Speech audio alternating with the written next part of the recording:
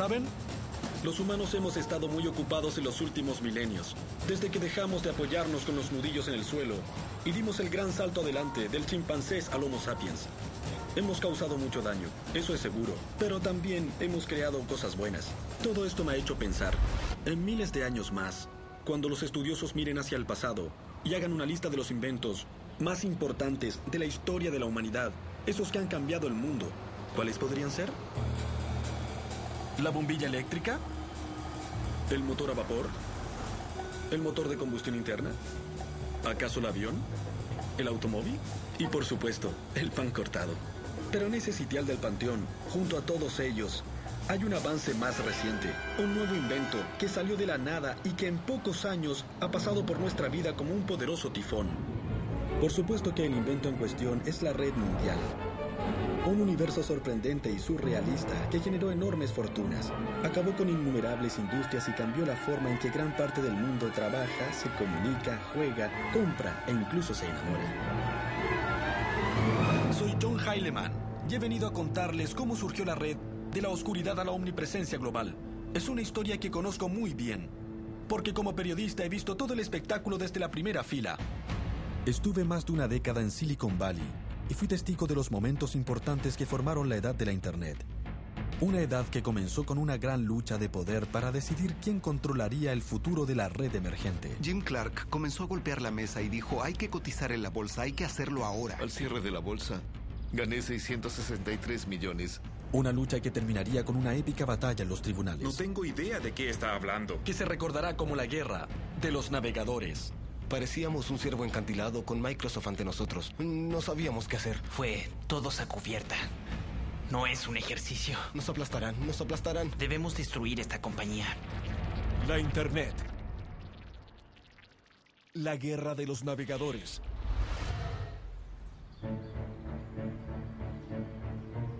Hoy estamos acostumbrados a la red con diseños gráficos y sonidos, donde un clic del ratón puede enviarnos por un nuevo camino.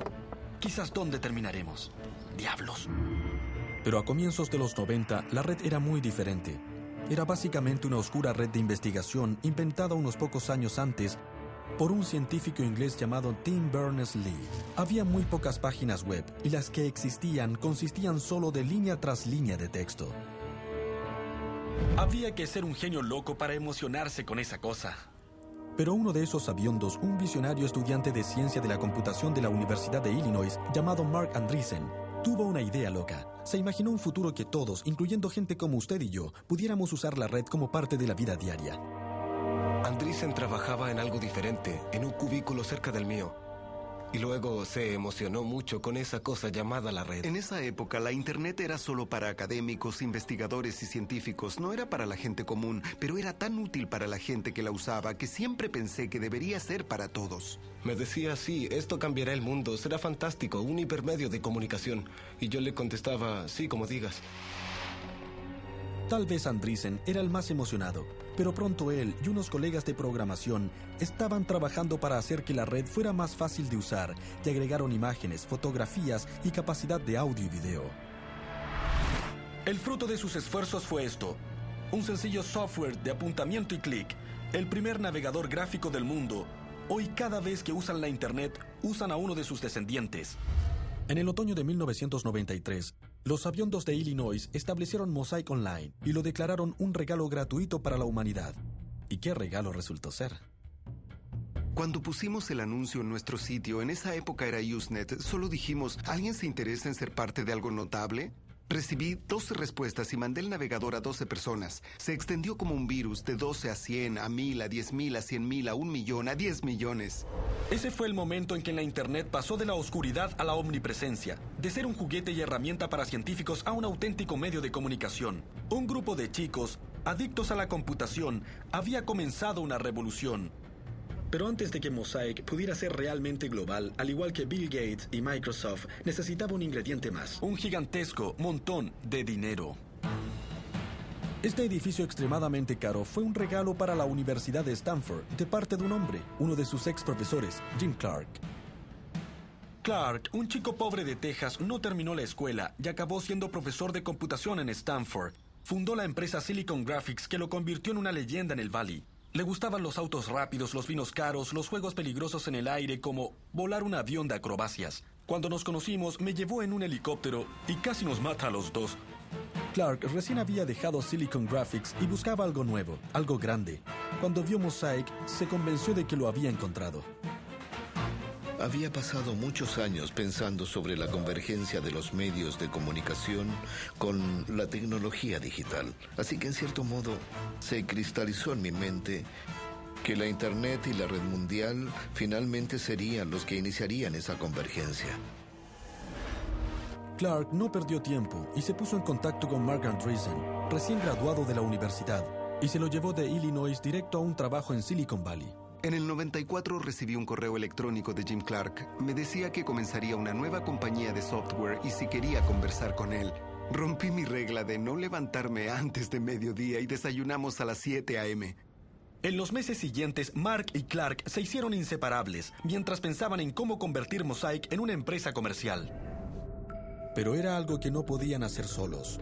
Necesitaban un equipo y pronto fueron a Illinois en un viaje de reclutamiento que significaría el comienzo de la edad de la Internet. Subimos a un avión, llegamos tarde y nos encontramos en una pizzería. Comimos y bebimos cerveza y hablamos en general de lo que pensábamos. A decir verdad, creo que todos nos sentíamos un poco intimidados. Era un tipo importante de Silicon Valley, relativamente famoso y había fundado una gran empresa de computación. Todos sabíamos que tenía mucho dinero y había venido hasta acá. Y nos escuchaba. En esa época no tenía un concepto de cómo ganar dinero. Pero como en otras cosas, si hay mucha gente que usa algo, si había logrado 1 millón de usuarios en un periodo de 9 meses, tenía que haber una forma de ganar dinero. Pero esos chicos lo ignoraban. Pero lo que le importaba a Clark era incorporar a los genios locos de Illinois y les hizo una oferta que ni siquiera habían soñado. Todos estábamos impresionados, un poco confundidos. Yo estaba en el penúltimo año de la universidad y recibir una oferta de trabajo por esa cantidad de dinero antes de graduarme era como para emocionarse, ¿no lo creen? ¿Quién podía rechazar algo así? Parecía obvio que el navegador de la red cambiaría el mundo. Tal vez Jim Clark captara el concepto, pero la mayoría no lo hizo, incluyendo también una persona que debió notarlo: Bill Gates. Bill Gates era cofundador y presidente ejecutivo de Microsoft, la compañía de alta tecnología más importante y más rentable. En el curso de 2 décadas, Microsoft estableció un cuasi monopolio sobre los sistemas operativos y usó ese monopolio para controlar con mano de hierro toda la industria. La red era el ciberespacio usado como una carretera amplia, veloz, que podía llevarnos a cualquier parte que nos guiara la curiosidad. Pero Bill Gates creía que en esa carretera había que pagar peaje, que Microsoft sería el recaudador y nosotros pagaríamos por conducir. Muchas gracias. El sistema en línea de Gates se llamaba Microsoft Network. ¡Qué sorpresa! En 1994 mucha gente supuso que tendría éxito en imponerlo al mundo, como generalmente lo hacía.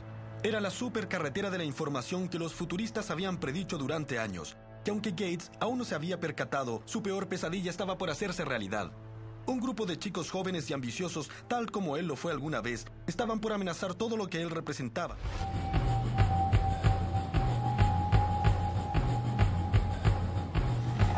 Brillante, de lentes y obsesionado por las computadoras desde su infancia, el camino de Bill Gates para convertirse en la figura más poderosa de la tecnología comenzó en 1975, cuando a los 19 años abandonó Harvard para comenzar Microsoft con Paul Allen, su amigo de la secundaria. La visión de Gates era simple y muy ambiciosa. Un computador en cada hogar y en cada oficina, y cada uno de ellos con software de Microsoft.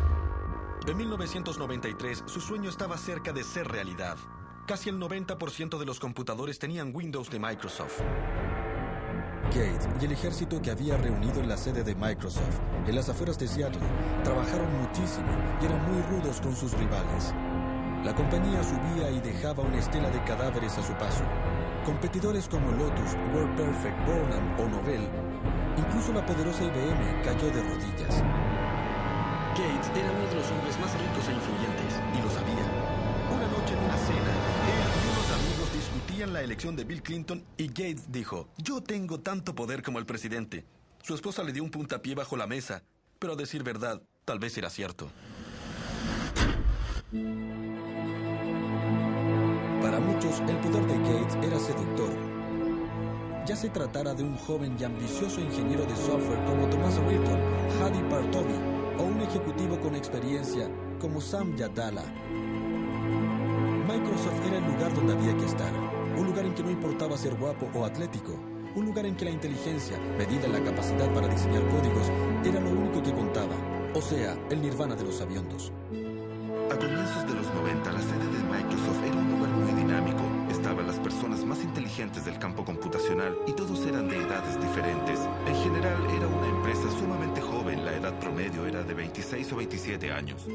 Microsoft no era la compañía más grande de software, pero en una forma extraña era la más intensa. Era evidente, se sentía una suerte de vibración en cuanto cruzabas la puerta. Era una especie de petulancia que permeaba todos los trabajos en Microsoft. No eran solo los ingenieros.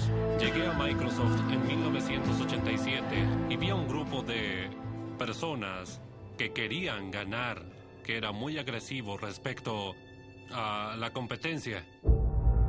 La conducta de Microsoft era definitivamente extrema, pero era menos por arrogancia que por miedo e inseguridad. Gates sabía que en cualquier momento podía surgir un pequeño principiante en un garaje y derribar a Microsoft, tal como ellos lo habían hecho con otros. Junto con su leal lugarteniente Steve Ballmer, estaba decidido a no dejar que ocurriera. Mientras Gates abandonó la universidad, Ballmer estudió economía.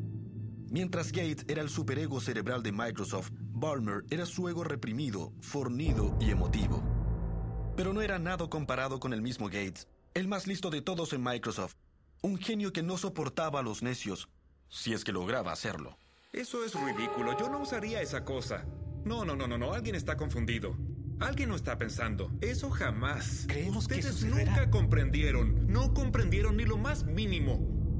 Todas las veces que he visto a Gates, siempre ha habido un elemento constante. Cuando me miraba y decía que lo que yo había mencionado era lo más estúpido que había oído, y yo no trabajaba para él. Pero Thomas Rilton sí, y recuerda su primer encuentro con Gates como una de las experiencias más desconcertantes de su vida. No es alguien que haga cumplidos. A lo más es... bien, se ve bien. Probablemente hay que seguir con esto. Esa era toda la reacción que a veces obteníamos. Y no era porque no le interesara. Creo que en esa época aprendí que realmente había conseguido una gran victoria. Si no te había hecho picadillo, o si no te había llamado idiota 19 veces, esa era una buena reunión con Bill. Con los subalternos de Microsoft hechizados, miles de millones de dólares en su cuenta y el lanzamiento de Windows 95 en el horizonte, el Bill Gates de 1993 era casi el emperador de la alta tecnología. Pero menos de 2 años después, Gates se vio obligado a dar el mayor giro total de la historia empresarial, porque Clark Andreessen y su equipo estaban por irrumpir y poner un gigantesco escollo en su camino.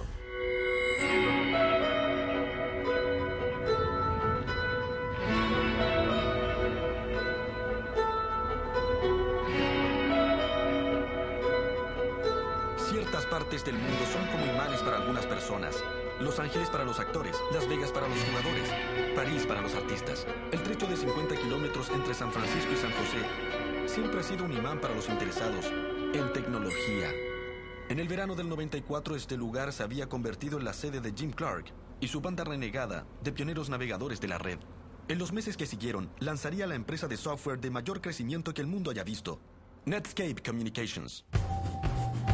Bajo la mirada vigilante de Clark, la gente de Netscape se dedicó a la causa de extender el alcance de la red, todavía incipiente, con la esperanza de enriquecerse en el camino. Pero primero tenían que enfrentar un caso severo de choque cultural. Nunca antes había venido a California y cuando llegué pensaba, ¿por qué nadie me ha hablado de este lugar? Esto es la Meca. Esto es como Disneylandia para los entendidos. También fue una idea brillante sacar a varias personas de su medio conocido e insertarlos en la nueva compañía que nacía, porque no sabíamos hacer otra cosa sino trabajar. El plan era simple. En Illinois, la banda había creado el primer navegador gráfico de la red Mosaic. Ahora debían trabajar como locos para hacer un nuevo navegador basado en ese y convertir la Internet en el futuro del comercio y la comunicación. Solo otro día en la oficina, ¿verdad? Creo que el objetivo, tal como me lo dijeron a mí y al resto del grupo, era conquistar el mundo lo más rápido posible. Nada excepcional, nada demasiado grandioso. Solo había que hacer un software tan atractivo y tan fantástico que habría que ser un necio para no desearlo. Todos en Netscape sabían que el tiempo era esencial. Día a día la red se hacía cada vez más popular. El temor era que otra compañía viera su potencial y lanzara un navegador antes de que Netscape pudiera hacerlo. Tenía un ciclo de 36 horas, trabajaba 24 y dormía unas 12 horas. Me alimentaba de caramelos y refrescos. Una vez que comenzamos había una gran sensación de urgencia. Todos sabíamos que no era una cosa difícil de hacer. Y tenían motivos de preocupación. En Seattle, aunque Bill Gates todavía tenía dudas acerca de la red, algunas personas de Microsoft eran conscientes de la existencia de Netscape. Thomas Reardon los contactó una vez para obtener información, pero Netscape, por mucho temor que sintiera, daba una impresión muy diferente, una de gran arrogancia. Estábamos conscientes de ellos a la distancia. Así que llamé y hablé con un ejecutivo y básicamente me dijo que no le interesaba. Mi reacción fue, vaya, siempre que llamaba todos decían, wow, es Microsoft. Con Netscape, después de 15 minutos me dijeron que no les interesaba. Simplemente eso, ni siquiera que los volviera a llamar. La costumbre de los que trabajábamos en Microsoft era ser como los reyes de la industria y en algún momento nos rendían honores, cierto tipo de homenaje, pero nada. Era obvio que culturalmente Netscape ya entonces percibía a Microsoft como el enemigo. El 13 de octubre de 1994, después de meses de codificación sin parar, Navigator, el nuevo navegador de la red de Netscape, por fin llegó al público. Desde ese momento el conflicto era inevitable, con Netscape simbolizando a David y Microsoft al poderoso Goliath. Uno pensaría de que David no tenía mucha oportunidad en esa pelea, pero desde que Netscape lanzó Navigator, este fue un éxito instantáneo y arrollador. La noche en que lo lanzamos estábamos en una sala de reuniones, una computadora registraba las descargas y se oía un cañonazo cada vez que bajaba el software. Después de un momento parecía una guerra porque los cañonazos sonaban sin parar. Como un incendio. La edad de la Internet había comenzado y no tenía nada que ver con Microsoft. Nunca habíamos visto algo así en la historia del software. En 30 días, el 90% de la gente que estaba en la red cambió de Mosaic a Netscape. Eso no sucede con el software. Nunca, jamás, jamás. Hubo un momento en que Netscape llegó al 1.000.000 de descargas y de pronto pensamos, ¿qué está pasando? ¿1 millón de descargas? Eso es bastante. Pero la preocupación que Microsoft sentía por Netscape iba más allá de su pequeño navegador, para comprender por qué se requiere cierto conocimiento técnico. En el negocio de la computación, las compañías más poderosas controlan lo que se llama una plataforma de software. Es el software sobre el que otros programas pueden funcionar. Con su casi monopolio del sistema operativo Windows, Microsoft controlaba la plataforma máxima. Todo el negocio computacional estaba basado en ello. Durante años fue imposible imaginar que alguien pudiera desafiar su supremacía. Pero ahora los rivales de Bill Gates en Silicon Valley imaginaron un futuro diferente. Un futuro en que el navegador sería una plataforma alternativa, en que todas las necesidades pudieran resolverse en línea. Así se nivelaría el terreno en la industria. Y entonces Windows, el software más rentable de la historia del mundo, sería irrelevante. De pronto nos dimos cuenta de que teníamos un defecto en la armadura. Había una forma en que se podía desplazar la franquicia Windows. Había situaciones que podía llegar a ser populares y en los que podríamos perder nuestra posición de liderazgo. Microsoft no podía ignorar el repentino éxito de Netscape. De pronto Bill Gates comprendió todo. No solo la importancia de la red, sino la dimensión de su propio asombro estratégico y la necesidad de hacer algo al respecto. Tarde una noche, Gates se sentó ante su computadora y escribió un memorando a sus tropas titulado El maremoto de la Internet. Declaró que la red era el desarrollo individual más importante de la computación desde el invento del computador personal. Decía que Netscape era un nuevo competidor apoyado en la Internet, un competidor que Microsoft debía igualar y vencer. Era un giro total, no era algo que se pudiera comenzar la próxima semana ni el otro mes, sino que ahora mismo había que hacer cambios. mensaje de Bill a la compañía era: debemos encontrar muchas formas de poder librar esta nueva batalla. Seguramente ese fue el comienzo de la Guerra de los Navegadores. En 1993, la Internet era desconocida, con excepción de un pequeño círculo de piratas informáticos y científicos. Pero en el 95, la situación cambió totalmente. Gracias a la magia y a la energía frenética de un grupo de ingenieros de Silicon Valley, la Internet se convertía en un fenómeno a gran escala, en una tecnología comparada en importancia con la televisión y la imprenta. A la cabeza estaba Netscape. Su navegador se convertía en la puerta de la red para millones de personas. La compañía tenía un presidente ejecutivo respetable y los ingresos aumentaban. El futuro se veía muy brillante, ¿o no? Este hombre pensaba que no. Se llamaba Gary Riva y es un conocido abogado antimonopolio de Silicon Valley, quien en 1995 estaba ejercitándose para la pelea de su vida. Como muchos en el valle, sabía que Bill Gates vendría por la Internet y sabía mejor que nadie, después de toda una carrera peleando con Microsoft y representando clientes de Silicon Valley, que cuando Gates venía por tu negocio, una cosa era segura: había sangre. Ahora Netscape había contratado a Riva. De inmediato vio que la nueva compañía había subestimado terriblemente la amenaza que enfrentaba. Netscape suponía que Microsoft se vería obligada a obedecer la ley, o que alguien los obligaría a obedecer la ley. Me imagino que no es algo excesivo, porque si alguien comienza un negocio, no espera que su competidor le queme la fábrica o vaya donde los distribuidores y los amenace con eliminarlos del mercado si distribuyen otro producto. Pero les diré algo, eso fue lo que hizo Microsoft. El problema era que Microsoft y Bill Gates veían a la nueva compañía como la amenaza principal a su dominio. En el primer golpe de esta guerra, Gates envió a un grupo especial que incluía a Thomas Reardon para una reunión detrás de las líneas enemigas, aquí, que en esa época era la sede corporativa de Netscape. El resultado fue una de las reuniones más controvertidas de la historia de los negocios modernos. Sabemos que la reunión entre Microsoft y Netscape se llevó a cabo aquí, pero lo que se dijo a puertas cerradas sigue siendo tema de un debate intenso. La versión de Microsoft es más o menos así. Fuimos allá en junio, en el verano del 95, y tuvimos una reunión muy amplia de cómo podríamos trabajar con Netscape, cómo podríamos trabajar con los servidores, los navegadores, y de qué modo Microsoft Word podría trabajar con el software de Netscape.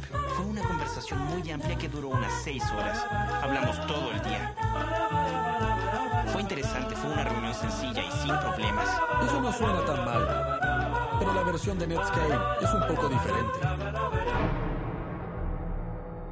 En una reunión les hicieron una oferta, y la oferta fue: yo gano y tal vez estés allí, o yo gano y tú no estarás allí. Esas fueron las dos opciones que les dieron. Fue como esa escena del Padrino. A Netscape le hicieron una oferta que no podía rechazar. Yo era un bebé. Algunos de los chicos y yo fuimos allá y es cierto, amenazamos a Netscape como en El Padrino. Es absurdo por donde se mire. Microsoft nos ofreció $1 millón por acceso ilimitado a toda nuestra tecnología en un solo pago. En esencia nos dijeron: les compraremos todo el negocio por $1 millón. Tómenlo o déjenlo, pero si lo dejan, copiaremos todo lo que hagan. Recuerdo que en ese momento pensé: si esto no es ilegal, debería serlo. Si lo que Netscape decía era verdad, significaba que Microsoft había quebrantado la ley antimonopolio, para ser más preciso. La esencia de esa ley es regular la conducta de las compañías que tienen un monopolio, lo que muchos expertos decían que era el caso de Microsoft con su sistema operativo Windows. Pocas horas después de la reunión, Netscape le dio instrucciones a Gary Riva para que avisara al Ministerio de Justicia sobre lo que había pasado y comenzara el trabajo preliminar para una demanda contra Microsoft. Pero Thomas Reardon olió algo sospechoso. ¿Por qué Netscape tenía un abogado antimonopolio y no cualquier abogado, sino el legendario Gary Riva? El hombre conocido, famoso por ir durante años tras Microsoft e instigar una demanda del gobierno en contra de la compañía. Sabíamos que nos habían engañado, que todo fue planeado. ¿Una teoría paranoica? Sin duda. En esa época Netscape era la compañía de alta tecnología más popular. ¿Por qué necesitaba engañar a Microsoft? En Wall Street, los analistas y banqueros habían comenzado a dar sus pronósticos y hablaban de las brillantes posibilidades de Netscape si salía a la bolsa de valores. Miré nuestras proyecciones para Netscape y me di cuenta de que era posible que fuera la compañía de software de mayor crecimiento de la historia. Jim Clark comenzó a golpear la mesa y dijo, hay que cotizar en la bolsa, hay que hacerlo ahora. Y todos le dijimos, ¿en serio? ¿Estás seguro? Casi se podía predecir que tendríamos al menos un ingreso de 60 u 80 millones. Un momento, esperen un minuto, pensemos en esto. Antes de Netscape, la regla estándar de Wall Street era que una compañía necesitaba al menos un año, ojalá 2, de obtener ganancias fuertes antes de pensar en cotizar en la bolsa. Pero en 1995, Netscape solo llevaba un año de existencia. No tenía un centavo de ganancias y no tenía idea de cómo lograrlas. Según Jim Clark, el motivo para cotizar en la bolsa era porque quería una gran ganancia para construir el yate computarizado más grande del mundo. En esas circunstancias, era una locura salir a la bolsa, ¿no creen?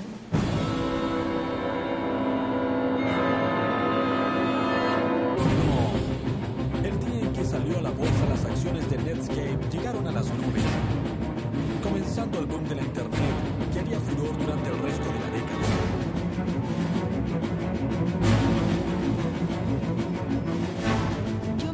En el parque y fui a hablar con nuestro corredor David Slade y Magda Solda, el encargado de nuestro escritorio. Se paró frente a mí y literalmente impidió que me acercara a Dave.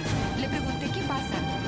Él me contestó, hay un enorme volumen de transacciones y Dave necesita toda la concentración que pueda conseguir. Comenzamos a ver mayor cotización de la historia, mayor crecimiento. Todos dijimos, en verdad le gustamos a la gente. La Internet empezó de la nada a ser la historia más grande en llegar a los medios de comunicación y a la conciencia del consumidor. En ese momento fue cuando el nivel de atención simplemente rompió los límites. Se había invertido 5 millones en la compañía y el día de la cotización al cierre de la bolsa era de 663 millones. Justo lo suficiente para que Clark comprara su yate y suficiente para que Netscape fuera una empresa cotizada en la bolsa con acciones a $120 y una evaluación de más de 2.000 millones. Los ingenieros de Netscape, jóvenes veinteañeros, eran ahora sabios famosos sumamente ricos. Por supuesto que se les subió la cabeza. Obnubilados por su éxito, comenzaron a pensar que eran invencibles. Trataban incluso a sus aliados con indiferencia. ¿Y a sus enemigos? A uno en particular. Quebrantaron una de las reglas fundamentales de Silicon Valley, no burlarse del gigante. En la época en que nadie osaba insultar a Microsoft, Marc Andreessen no dejaba de declarar a la prensa su desprecio por esa compañía. En muchas ocasiones Marc Andreessen dijo claramente que Microsoft no le impresionaba, que además el software no era de gran calidad y que Windows estaba muerto. Una de sus declaraciones fue que Windows terminaría siendo una serie de controladores mal depurados. ¿Una serie de controladores mal depurados? ¿Qué significa eso? Para gente como usted y yo, no suena tan mal. Pero si es un ingeniero que habla en tecnicismos, el comentario de Marc Andreessen equivalía a una ofensa a Bill Gates. Y le siguió justo el juego a Bill Gates, alentando a Microsoft en una guerra incipiente contra Netscape. Para los desarrolladores de Windows, que eran algunos de los mejores del mundo, que alguien llamara a su bebé una serie de controladores mal depurados era un golpe bajo. Fue algo muy insultante y realmente los motivó a seguir. Yo puse personalmente fotos de los ejecutivos de Netscape en los pasillos con sus declaraciones. Algo que motivara a todos para que supieran que esas eran las personas con quienes luchaban. Luego comenzaron a aparecer artículos que decían Netscape, la nueva Microsoft. Y la reacción fue, no, nosotros somos Microsoft, somos la nueva Microsoft. En diciembre de 1995, con sus ingenieros deseosos de pelear y las emociones a flor de piel, Gates anunció al mundo que tenía Netscape en la mira. Microsoft planeaba llevar a la compañía de Clark y Andreessen a una muerte temprana, con un navegador propio, Internet Explorer. Microsoft rápidamente organizó una conferencia de prensa y una reunión de analistas en Seattle. Lo hicieron con toda intención en la fecha del aniversario de Pearl Harbor y lo llamaron el Día de Pearl Harbor. La idea era que pensaban atacar a Netscape con todo lo que pudieran. Todos en Microsoft, hasta el último grupo, hasta el último producto, fue dirigido en contra de Netscape. Podíamos declarar que nos concentrábamos en Internet, pero era contra Netscape. Así de simple. Íbamos con todo, hasta el último hombre. No era un ejercicio. Teníamos que destruir a esa compañía. El tráfico se aceleraba rápido en la carretera de la información. Entonces Gates se quitó los guantes e invirtió millones de dólares en la red, convirtiendo a Internet Explorer en una causa de vida o muerte en Microsoft. El gigante dormido había despertado, así lo definió. Ahora Netscape se vería involucrada en grandes problemas. Así que tal vez, solo tal vez, había sido un error insultar al gigante y hacerle perder los estribos. Tal vez Andreessen debió ser un poco menos polémico. Si quiere hablarlo con otra gente, me da igual. Bien. Pero no me pronunciaré.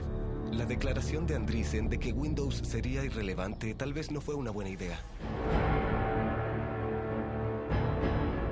El 96, la Internet estaba por explotar. Microsoft y Netscape tenían miles de millones en juego y se trenzaron en una lucha de poder sobre quién dominaría el nuevo mundo de la red. Ahora entraban en la fase final, la más dramática, y para Netscape, la más devastadora. A pesar de que Netscape iba adelante, el equipo Internet Explorer de Microsoft tenía ventajas reales.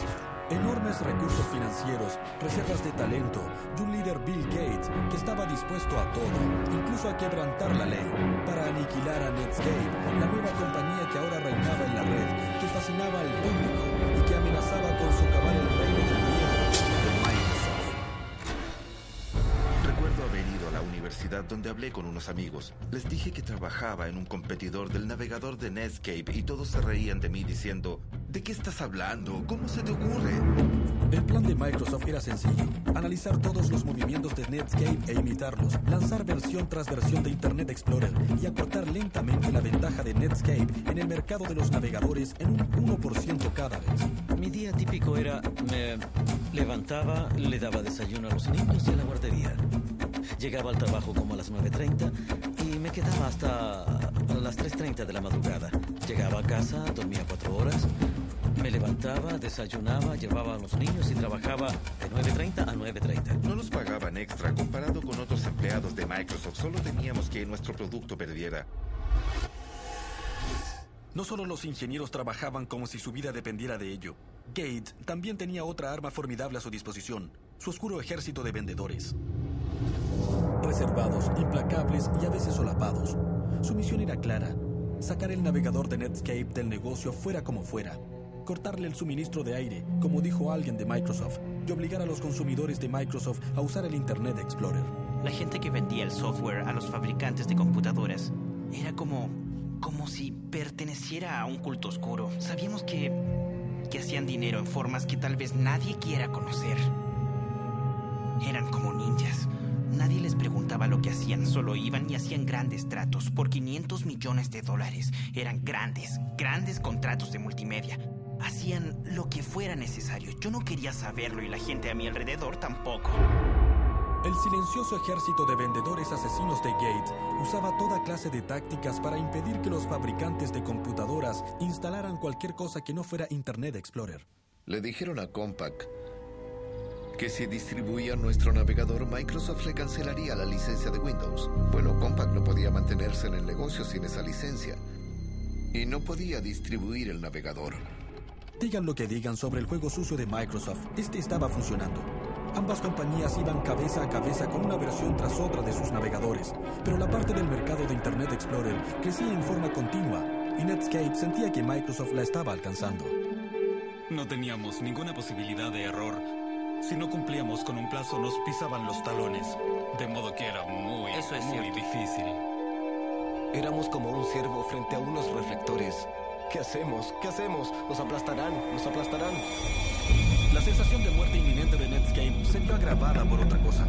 Si la compañía quería realizar su potencial, tenía que obtener ganancias, de modo que cada centavo era valioso. Pero Microsoft tenía miles de millones de dólares en el banco, lo que le permitió hacer algo extraordinario. En vez de cobrar por su navegador como Netscape debía hacerlo, Microsoft entregó gratis el Internet Explorer, integrado en forma perfecta en el sistema operativo de Windows. Con Explorer 4 se terminó. Ya no era más ganaremos. Con Explorer 4 teníamos más del 80% de los usuarios. En septiembre del 97, la guerra había terminado. Microsoft había triunfado. Netscape se tambaleaba, su negocio daba tumbos, su supervivencia era dudosa. Para celebrar el lanzamiento del Explorer 4, Bill Gates dio una fiesta en honor de los guerreros que crearon su navegador.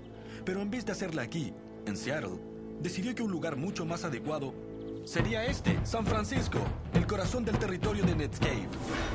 Durante la celebración, Thomas Raildon y sus colegas ebrios se fijaron en un símbolo de 3 metros de Internet Explorer que estaba en el vestíbulo y tuvieron una idea diabólica, aunque beota. Subimos esa enorme que pesaba, no sé, cientos de kilos a un camión y realmente ni siquiera la pudimos amarrar al camión. Después de asegurar la gigantesca al camión, la gente de Microsoft le pagó a un conductor para que los llevara hasta Silicon Valley. Lo arrojaron aquí, en la fuente de Netscape, y regresaron tambaleándose al hotel. ¿Una broma juvenil? Por supuesto, pero también fue un símbolo adecuado. Desde ese momento todo fue cuesta abajo para Netscape. Un año después, su parte del mercado era inferior al 10%. La compañía que introdujo la edad de la Internet resultó adquirida por otra más grande pero menos atractiva, AOL. Teníamos la sensación de que estábamos haciendo algo duradero, pero cuando terminamos en AOL, todos sentimos que se había acabado, que era el fin, que no iba a durar. Eso fue bastante duro. Jim Clark también estaba decepcionado por la muerte de Netscape, pero tenía una cierta manera, más bien varios millones de maneras de consolarse. Invertí 5 millones en la compañía. Y al final gané cerca de 2.000 millones. Esa es una ganancia mayor a la esperada. Todos los ingenieros de Netscape también ganaron unos cuantos millones, pero al final se quedaron pensando en lo que pudo ser. Saben, no éramos nada. Éramos mucho mejor que eso. Sí, éramos mucho mejor. Habríamos sido perdedores amables. No, habríamos sido malvados. Ahora simplemente lo sé, pero nunca tuvimos en verdad la oportunidad de serlo.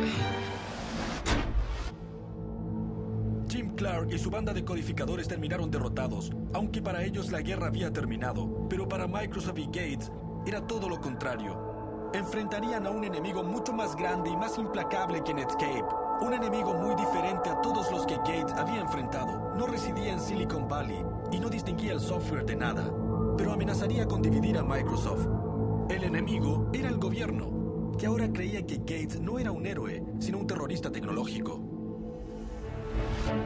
Estamos en 1998 y el Ministerio de Justicia de Estados Unidos, incitado por los enemigos de Microsoft en Silicon Valley, y en especial por Netscape y su abogado sabueso Gary Reback, ha comenzado un histórico juicio antimonopolio en contra de la compañía de Bill Gates.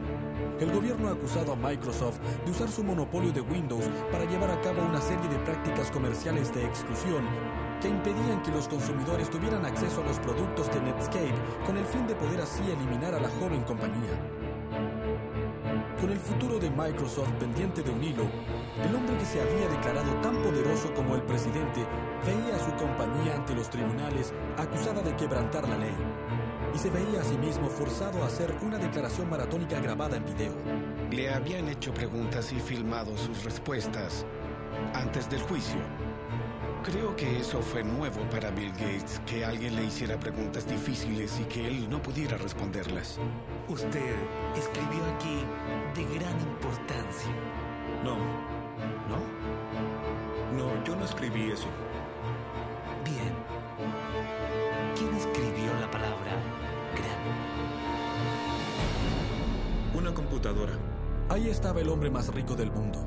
Como el público nunca lo había visto antes, petulante, pasivo-agresivo, ofuscador y engañoso, como un tinterillo, un pedante, un amnésico, un bebé. Nunca he visto un timbre así y nunca he usado un timbre así. ¿No ha visto un timbre como ese en todos los documentos que le han mostrado en esta declaración? ¿Podrían traerme todos los documentos? Solo una pérdida de tiempo. Es una pérdida de tiempo. No sabía a qué se refería cuando dijo preguntar. En esas grabaciones dio la impresión de no estar diciendo realmente la verdad. En los tribunales, el gobierno mostró a Gates en una pantalla negando todo conocimiento de la infame reunión de junio de 1995 con Netscape y diciendo: no tenía idea de lo que Netscape estaba haciendo, pero luego se presentó ante la corte un correo electrónico enviado por Gates a unos altos ejecutivos de Microsoft en el que delineaba su estrategia para tratar con Netscape. Gates declaró que pensaba que creía que existía la posibilidad de hacer un buen trato con Netscape y que tal vez Microsoft debía comprar una parte de ellos o algo así, y agregó que realmente le gustaría que eso ocurriera. ¿Teníamos gente que ejerció mucha presión e impuso tratos que no deberían haber hecho? Yo diría que sí, creo que lo hicimos. Eso lo hizo muy difícil para los competidores porque nos aprovechamos de nuestra posición y, claramente, por desgracia, todo eso se convirtió en una nube oscura sobre Microsoft. Una demanda por ser anticompetitivo significa que tratábamos de perjudicar a los consumidores, pero mi trabajo diario siempre fue hacer un mejor producto para que la gente que yo conocía, mi madre, mi hermano y todos mis amigos pudieran usar mi producto porque era mejor. En junio del año 2000, el juez federal encargado del caso Microsoft dio su veredicto final. Culpable, culpable, culpable. Y recomendó que la compañía se dividiera, lo que hizo que el valor de las acciones bajara en $30 millones de la noche a la mañana. El veredicto hizo que el equipo de Internet Explorer abandonara las alturas en que volaba y se precipitara a tierra. Fue aún más duro en Bill Gates. El juicio golpeó duramente al jefe de Microsoft, lo agotó, lo aplastó, se enfermó físicamente. En una ocasión, un miembro del directorio de Microsoft me dijo que Gates se había puesto a llorar en una reunión. Sin embargo, una corte de apelación federal decidió que el veredicto era demasiado duro y rescindió la orden de dividir la compañía en dos, aunque estaba de acuerdo en que Microsoft había quebrantado sistemáticamente la ley. Para muchos, parecía que Microsoft se había salido otra vez con la suya. Pero ahora parado aquí, en Stanford, frente al edificio Gates de Ciencia Computacional, muy cerca del edificio que donó Jim Clark, la historia no parece tan simple. Cuando el juicio terminó, Gates cedió el puesto de presidente ejecutivo de Microsoft a su número 2, Steve Ballmer, y pronto comenzó a concentrar más y más tiempo y esfuerzo en sus intereses filantrópicos, en la Fundación Gates. Es evidente que tal como J.D. Rockefeller, el varón del caucho de antaño, Gates puede terminar cambiando el mundo con su caridad, tal como lo hizo con Microsoft. Lo que también está claro es que Microsoft ya no es la fuerza que era antes. La actitud de vaquero y las bravatas que definieron a la compañía en los primeros años no existe. Aunque ganó la guerra de los navegadores, la revolución suscitada por Netscape generó nuevas compañías, como Google, que han hecho que Microsoft se vea vieja y sin ideas, tal como Gates y Microsoft hicieron con IBM hace 2 décadas. La lección del mundo de la alta tecnología se impuso otra vez. Incluso los imperios más poderosos pueden desaparecer con un clic.